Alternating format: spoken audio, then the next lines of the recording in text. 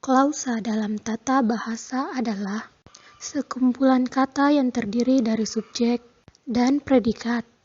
Walau dalam beberapa bahasa dan beberapa jenis klausa subjek, dari klausa mungkin tidak nampak secara eksplisit.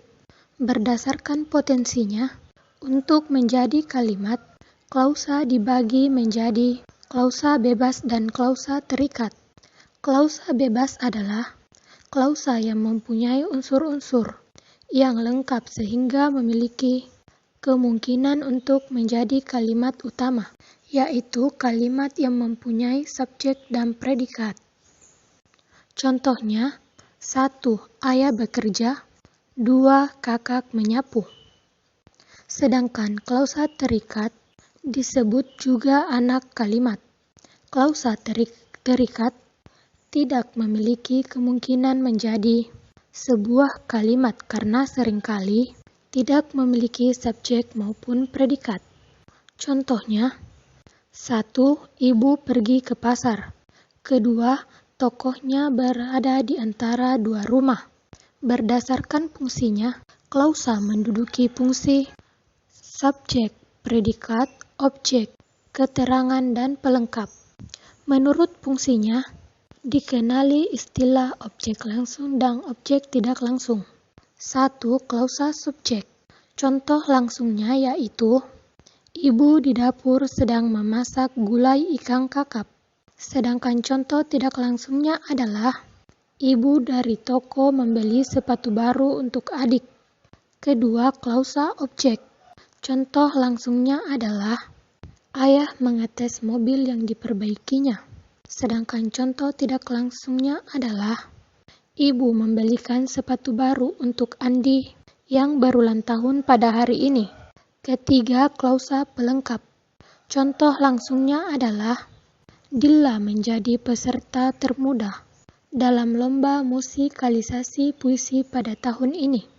Sedangkan contoh tidak langsungnya adalah, adikku menjadi pencetak gol paling banyak pada kejuaraan futsal tahun ini. 4. Klausa keterangan. Contoh langsungnya adalah, karena ibu dosen sedang sakit, maka perkuliahan hari ini tidak dilaksanakan. Sedangkan contoh tidak langsungnya adalah, kami bermain sepak bola dan aku sebagai penjaga gawangnya. Klausa berdasarkan struktur. Yang pertama yaitu klausa verbal. Klausa verbal terbagi menjadi 3 tindakan, kejadian, dan keadaan. Klausa verbal tindakan polanya, yaitu subjek tambah predikat tambah objek. Kemudian, subjek tambah predikat tambah objek tambah pelengkap. Kemudian, subjek tambah objek. Contoh subjek tambah predikat tambah objek yaitu, Pak Lura membaca koran. Kemudian, contoh subjek tambah predikat tambah objek tambah pelengkap yaitu, saya membukakan ayah pintu. Kemudian, contoh subjek tambah predikat yaitu, tabrakan itu terjadi tadi malam di jalan tol.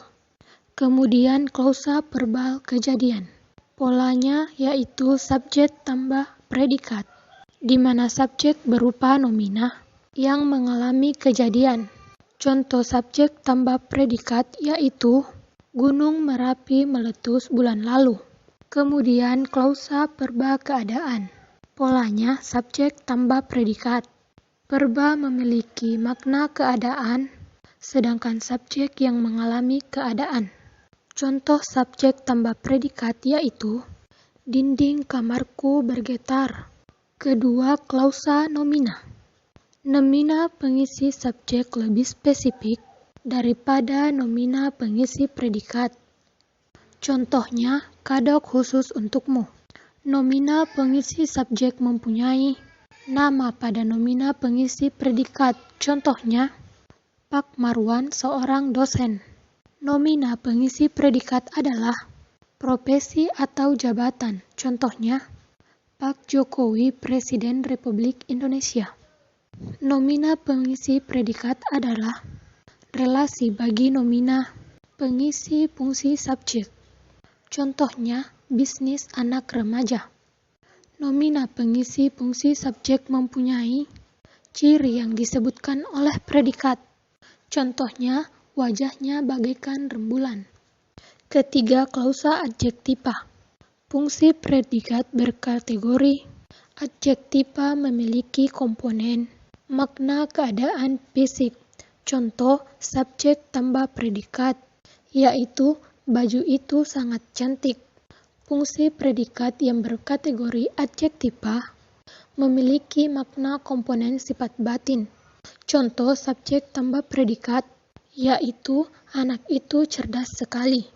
Fungsi predikat yang berkategori adjektiva memiliki komponen makna perasaan batin.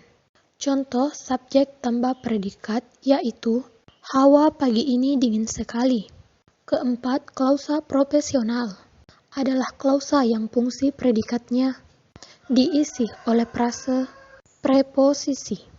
Polanya, subjek tambah predikat. Contohnya yaitu Dilla di kamar, ibu ke pasar, dan yoga dari Makassar. Kelima, klausa numerial adalah klausa yang fungsi predikatnya diisi oleh frase numeral. Polanya, subjek tambah predikat. Contohnya yaitu tunjangannya 2 juta sebulan, mobilnya 10 buah.